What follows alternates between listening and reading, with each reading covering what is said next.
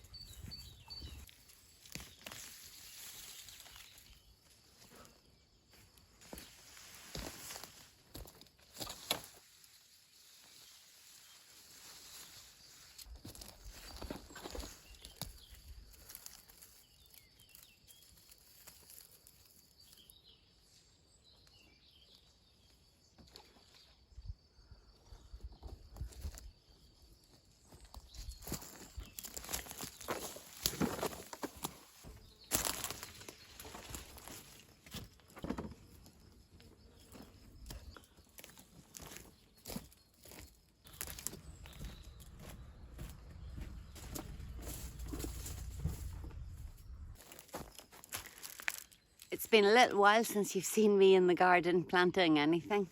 It's been very wet and now it's the middle of May and I am just getting around to planting tomatoes and aubergines and some chilies, which I picked up at the market. I've also got some flowers, of course, more lovely sweet William and some French marigolds, and I have no idea what these sorry things are. But I best get them in the ground quickly. So I have already planted a few tomatoes and I noticed that there was one tomato, a little creature here, that has self-sown. So we'll leave that where it is, and I'm going to plant the chilies at the front because they really do like a bit more heat than the tomatoes. So I got 4 of 2 kinds, 2 varieties and 4 of each. This year I just didn't grow any seeds. I've done a lot of tidying up and clearing out some of the overgrown plants. I meant to say that the chilies, the 2 varieties of chilies, what they told me in the market, one is big, one is small. Doesn't really help me, but sure, I'll take what I get. Yeah, we've still got chilies in the freezer from last year, and I've also fermented a few and pickled a few, which I do nearly every year.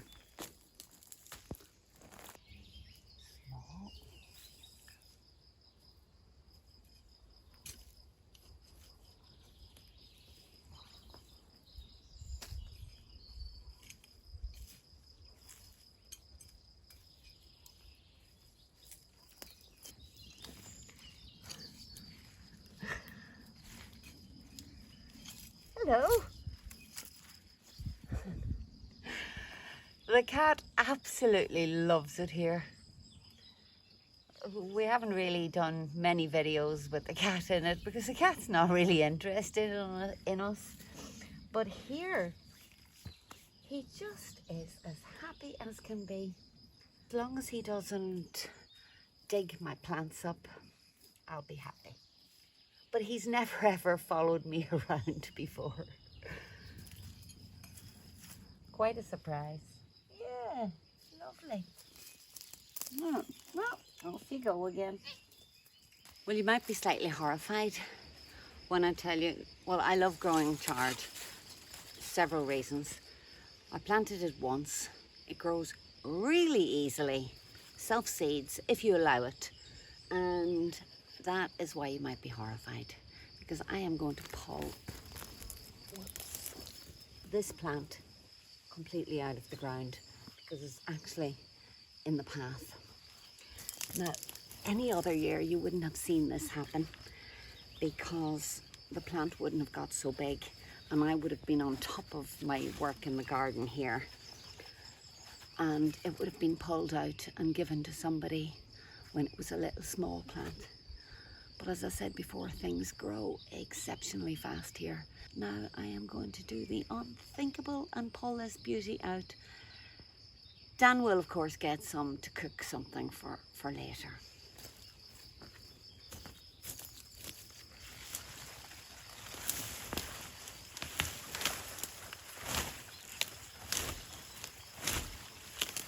Well, it didn't require much effort.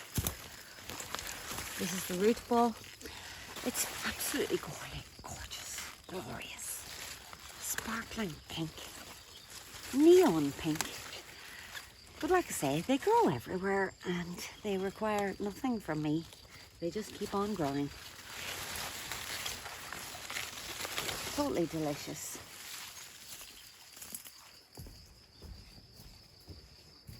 Well, despite all of the bark and wood chip that we've put in here over the years, it's not a miracle cure. It certainly has totally transformed now into compost. But this year, with the change to the land at the very top where the guys, the builders, were coming in, there was a little bit of a change to the drainage from the top of the land. So down through here, a pile of sand got washed down, and in that sand there are some, let's just call them plants that I don't want, because I don't really like the W word. And this is that stuff that's growing in the sand.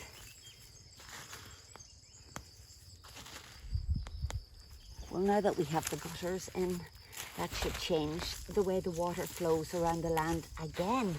So every year it changes. And every year we have to make modifications to the flow. So are you going to do anything with that chard? No. No? That means I'll put it all in the compost pile. I think so. Or maybe you might.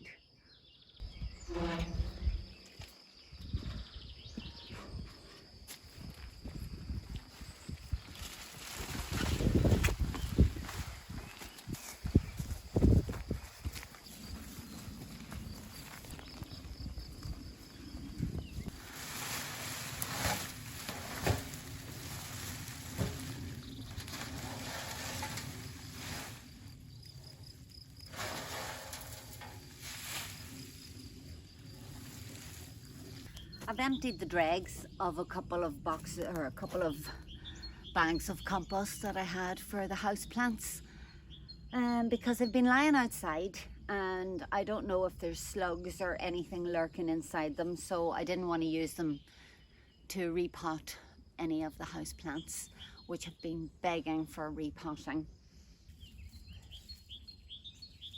But to be honest, we don't have any slug problems.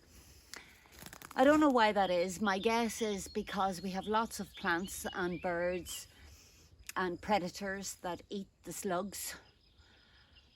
And anything we do get is usually on the kale. And then the kale, we have so many different varieties of kale that at one point in time, the kale, one variety is eaten.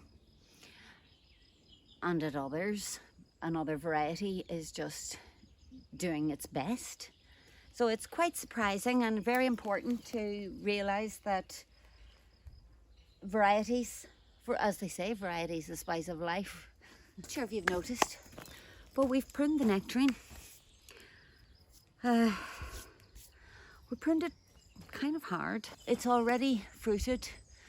Now, not that the fruits are ripe, but there weren't many fruits on it this year. But a summer prune kind of slows down the growth of a tree. If you want the tree to do a really big, lush growth, it's best to do that in the autumn, during the dormant season, autumn or winter.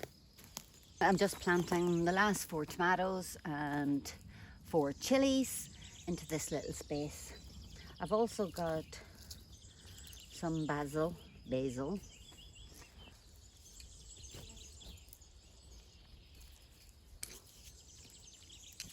If you plant the tomatoes nice and deep,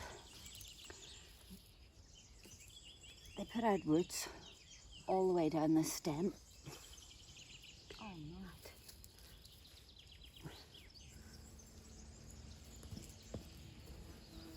Hello. By the way, that's Nata, our cat. He's called Nata because Nata in Portuguese means cream, like you put on strawberries. When we first got Nata, when I say got him, when Nata came to us starving, basically emaciated, he was probably around 14 weeks old, thereabouts, a little bit more than a kitten, but not a cat. He was gasping with thirst. And of course, with Dan being vegetarian, we didn't have any food that would be suitable for a cat. Anyway, the long and the short of it is, Nata is now completely our cat. So what I was going to say is that we thought he was a girl, and that's why Nata seemed suitable, because if the name ends with an A, that's usually a feminine. But we discovered that he was a boy.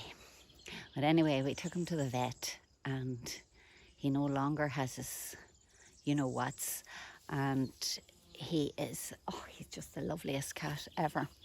So he's still called Nata, except sometimes we call him Wee Wham. Long story to that, and it's all because of you, the viewers. So one day Dan was cooking something in the rental house. Dan had said, "Oh, come on, wee one," as in little one.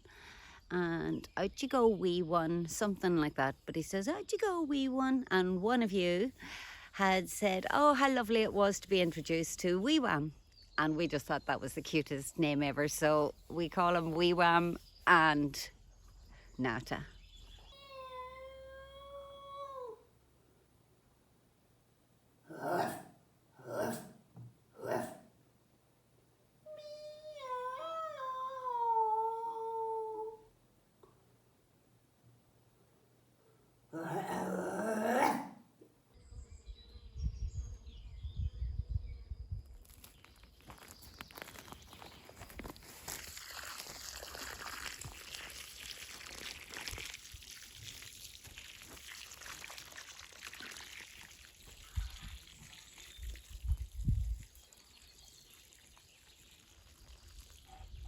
By next week, we'll be into the temperatures in the mid-30s. So that's 80s and high 80s. So we got about 2 weeks to transition from having the fire on. Well, that just reminds me. Let me show you what happened in the house during the week. Yeah.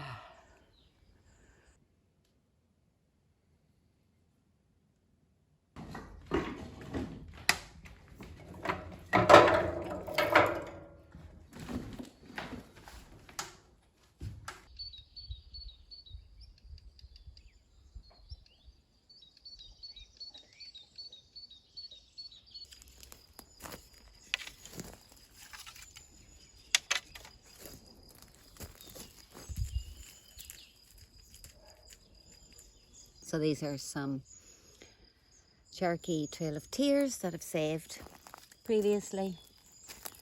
And I'm just going to pop 3 in each hole. Why 3? 1 for all the little creatures, 1 to just die, and then 1 for us.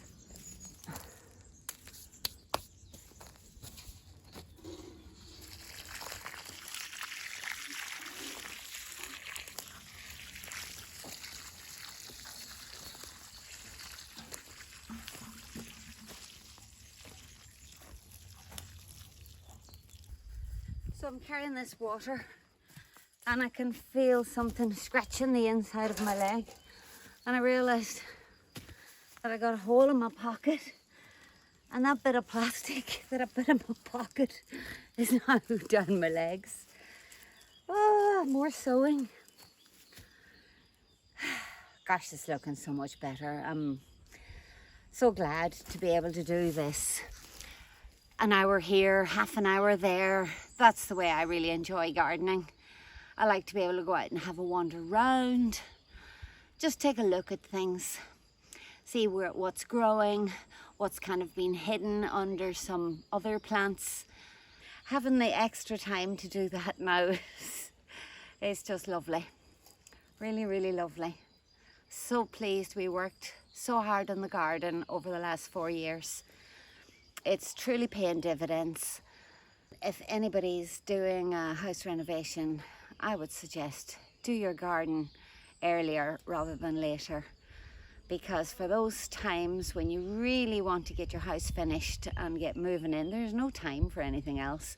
But our garden has just carried on its own. Like I said before, a little bit overgrown, but you know, a few days here and there gets that all back in check, and then you expose these magnificent flowers and bushes and shrubs and all sorts of things. Have just been working away in the background for the last few years. But what I do is a little bit of planting, water it in so that I don't forget what I've just planted. So I water as I go, and then I'm going to tackle some of the cutting back and catch the brambles that are sneaking out. I'm going to yank out some of the roots, because even doing that it doesn't stop the plant from growing. It keeps coming back. When we first came here, this particular section was just covered in mint and lemon balm. I've got loads of succulents and orchids and all sorts of things to pot up, but I have to try and do, like I say, a little bit of this, a little bit of that, and allow myself a bit of time to give everything a little bit of attention, so it doesn't always look as beautiful as you might hope. But some jobs only take 15-20 minutes, others you need a good hour at them.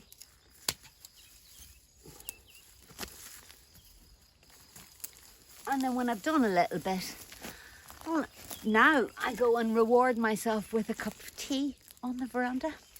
I actually had a glass of water earlier.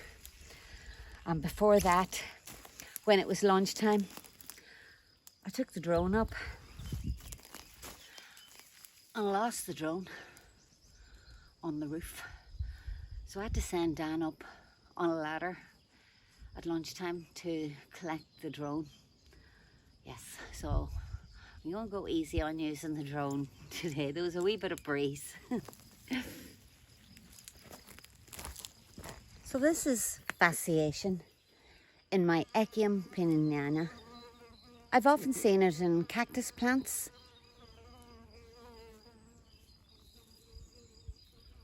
The top of the plant is extremely twisted, and it's purely a mutation, and the stem that should be a cylinder shape is completely flat. So this plant wasn't very happy, and it's probably about 2.5 meters tall, and it has fallen over.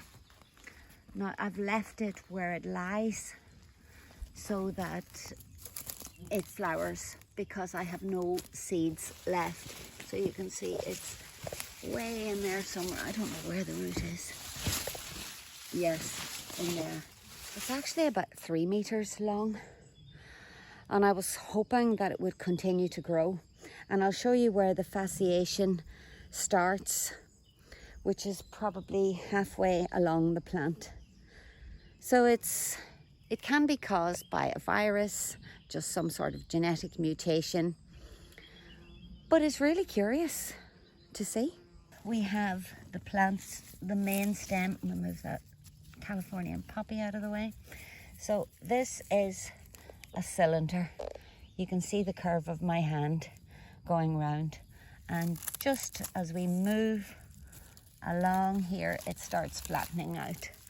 So it's quite difficult to messy, but it's almost blade-like now as it moves along here. You can see. And off it goes to the very top where it starts twisting. Just thought I would show you that as something kind of cool and really rather unusual. Well, we've left it pretty late this year to clear away all the prunings from the winter, but we're about to do that now. Well, that's me. Dan's going down to Strim further down the land to do the final land clearance before the fire season. So I'm going to chip all of this. There's another pile there and further piles further down the land. I'm going to put some of the cardboard that was down in the house, the old cardboard that's in lovely rolls, and just lay that out in paths in the vegetable garden and cover it with the wood chip. So I've got a sheet laid out here to catch as much as possible. And then I'm going to put that on. Maybe Dan will help me because he hasn't got a lot of fuel left.